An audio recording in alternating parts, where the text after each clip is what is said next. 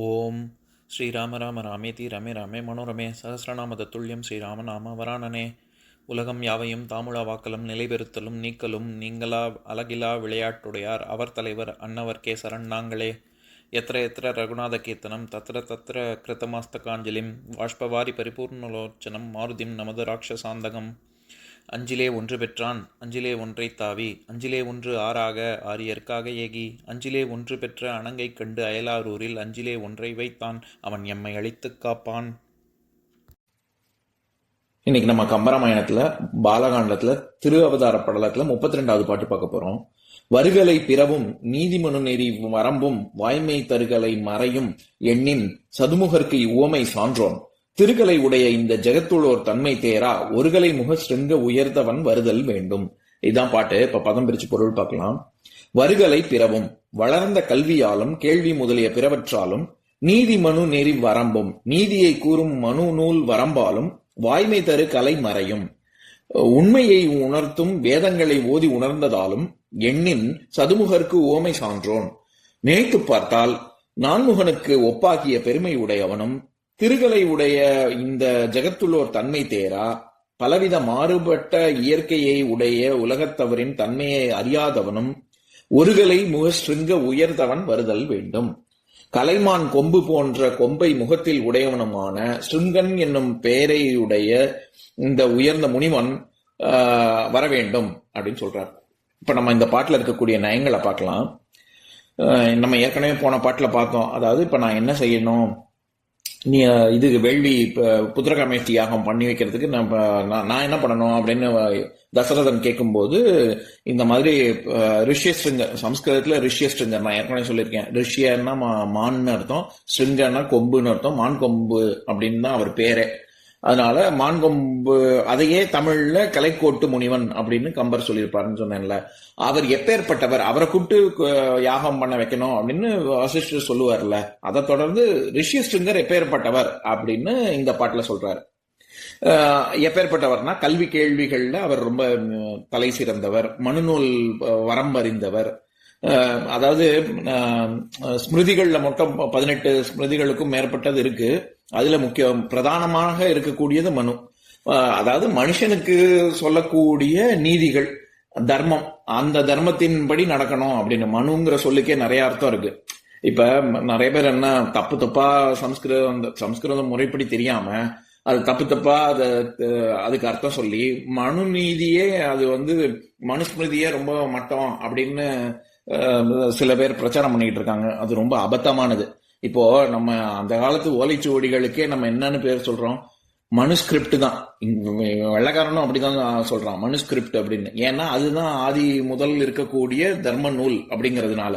ஒண்ணும் வேணாம். இப்ப நம்ம ஏதோ ஒரு நீதிமன்றத்துக்கோ எங்கேயோ ஒரு புகார் போய் கொடுக்கணும்னா அதுக்கே என்ன சொல்றோம், மனு கொடுக்குறோம்னு தான் சொல்றோம். அதையே மனுன்னு வேற ஏதாவது வார்த்தையை வச்சு சொல்லலாம்ல. புகாருங்கிறதுக்கே ஏன் மனுன்னு பேர் வந்தது? ஏன்னா மனுநீதி சோழன், மனு தர்மத்தெல்லாம் காத்த சோழனே என்ன பண்ணான், அவன்கிட்ட ஒரு புகார் போனா அவன் அந்த புகாரை தீர விசாரிச்சு உண்மையானவங்களுக்கு யாரு தப்பு பண்ணிருக்காங்க, யாரு சரி பண்ணிருக்காங்க, சரியா அது நடந்திருக்காங்கன்னு பார்த்துட்டு அதுக்கேத்த மாதிரி ஒரு நீதி வழங்கக்கூடிய தன்மை அப்படிங்கறதுனாலதான் புகாருங்கிறதுக்கே மனுன்ற பேரு. இப்படிலாம் இருக்கும்போது மனு நீதி தப்பான ஒரு மக்களை பிரிக்கக்கூடிய ஒரு விஷயமா இருக்க முடியுமா?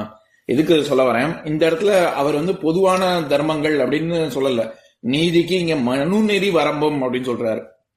அப்ப மனுநூல் இருக்கக்கூடிய ஸ்மிருதிகள்லயே மனுஸ்மிருதியை தான் அவர் ரொம்ப உயர்ந்த நிலையில சொல்றாரு. பொதுவாவே எல்லா இலக்கியங்கள்லயுமே தர்மம்னாலே அது மனுநூல் அப்படின்னு தான் அது ஒப்பிட்டு சொல்லுவாங்க. அந்த மாதிரி மனுநூல் வரம்பை அறிந்தவர் இந்த ரிஷியஸ்ருங்கர்.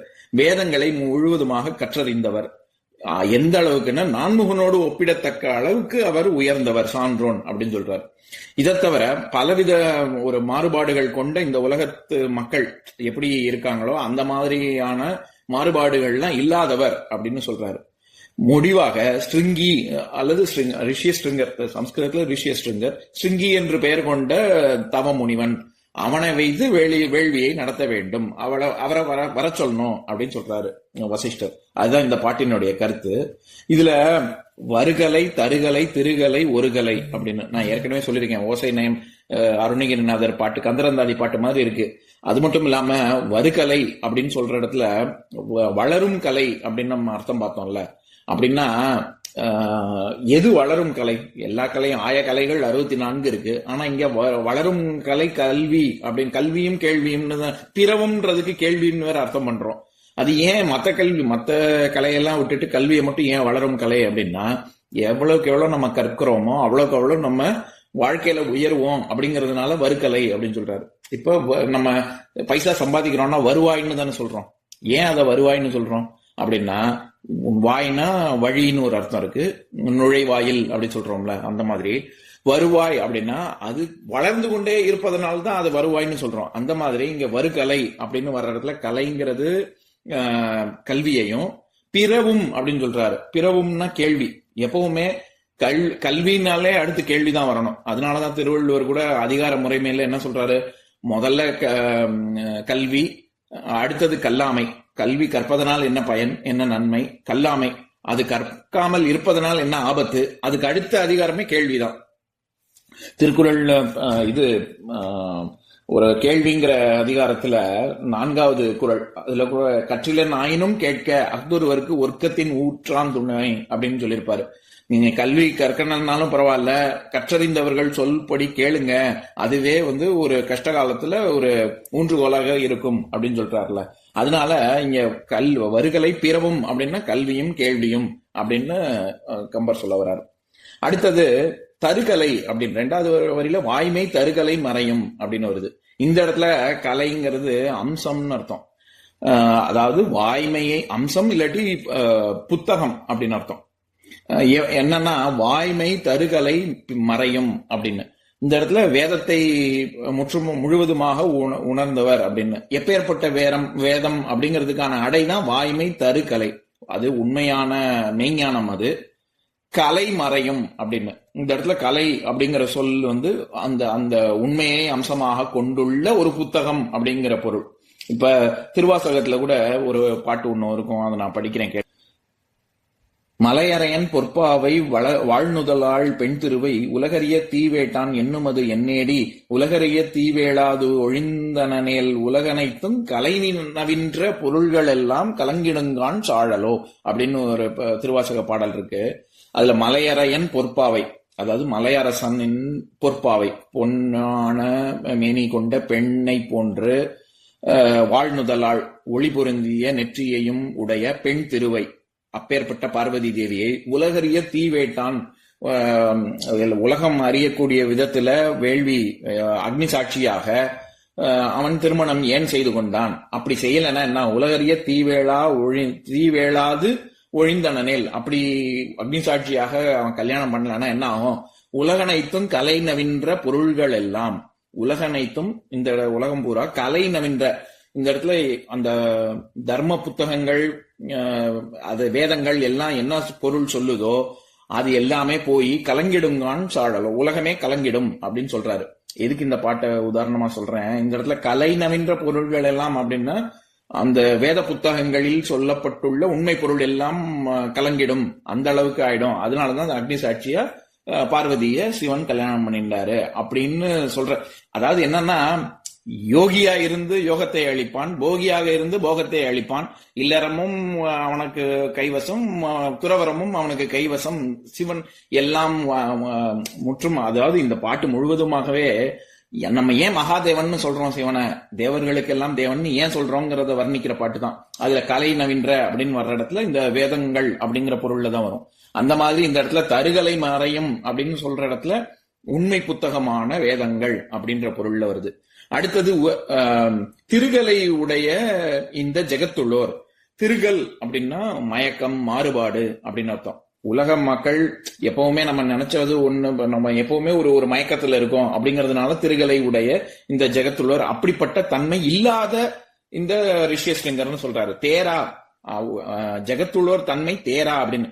நம்ம சிலப்பதிகாரத்துல ரொம்ப பிரபலமான பாட்டு, தேரா மன்னா செப்புவதுடையன்னு தானே கண்ணகி சொல்லுவா.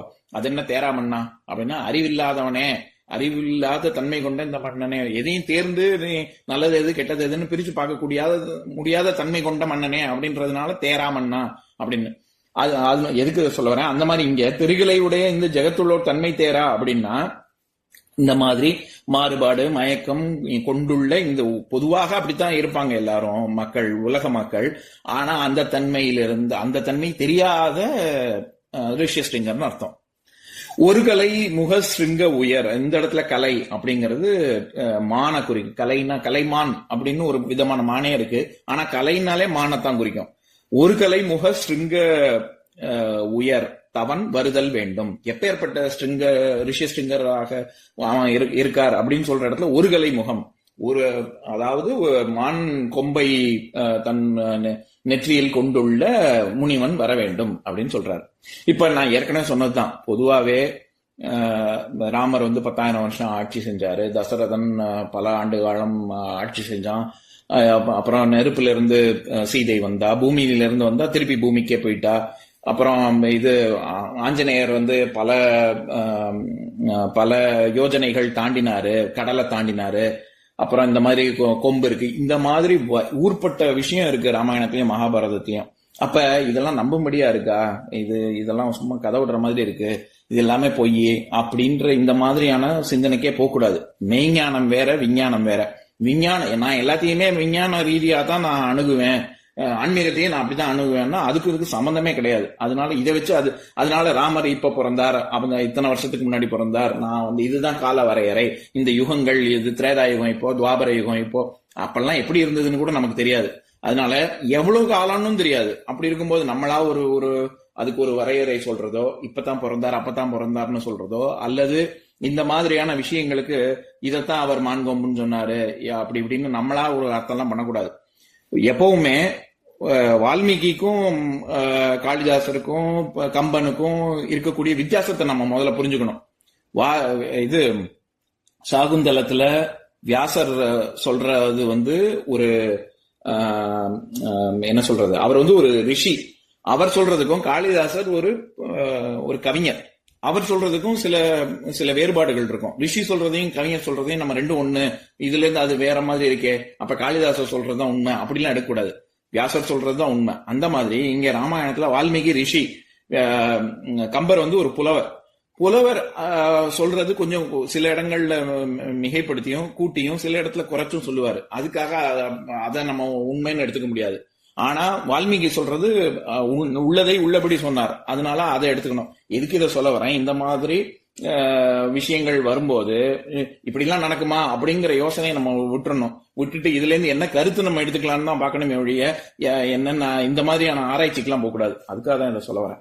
இப்ப 4 கலை, இப்போ வருகலை, தருகலை, திருகலை, ஒருகலை அப்படின்னு வருது இல்ல. 4 கலையுமே 4 வேற வேற அர்த்தம். வருகலைங்கிற இடத்துல கல்வின்னு பார்த்தோம், வாய்மை தருகலைங்கிற இடத்துல புஸ்தகம் வேதம் அப்படின்ற அர்த்தம்.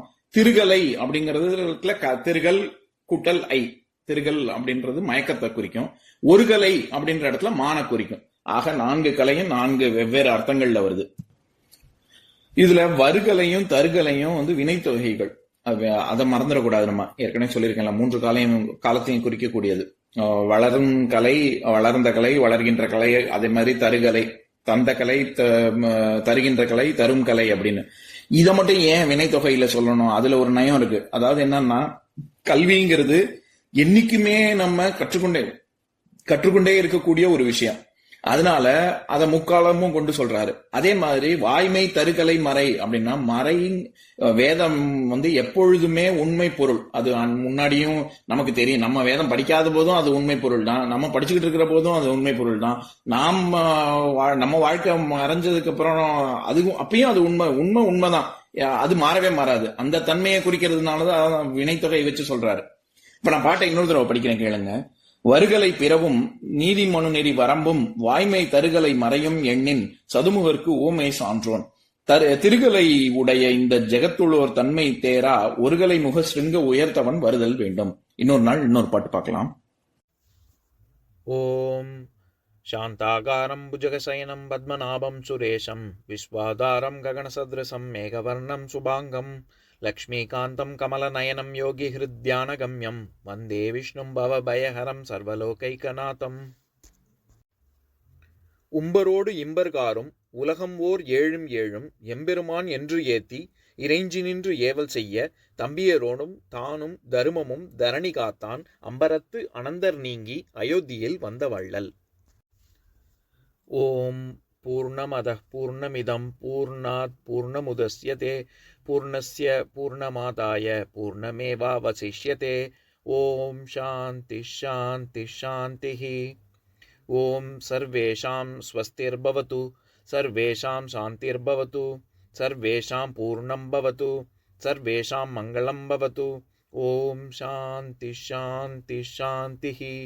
ஓம் சர்வே பவந்து சுகினः சர்வே சந்து நிராமயாः சர்வே பத்ராணி பஷ்யந்து மா கஷ்சித் துக்கபாக் பவேத். ஓம் சாந்தி ஷாந்தி ஷாந்திः.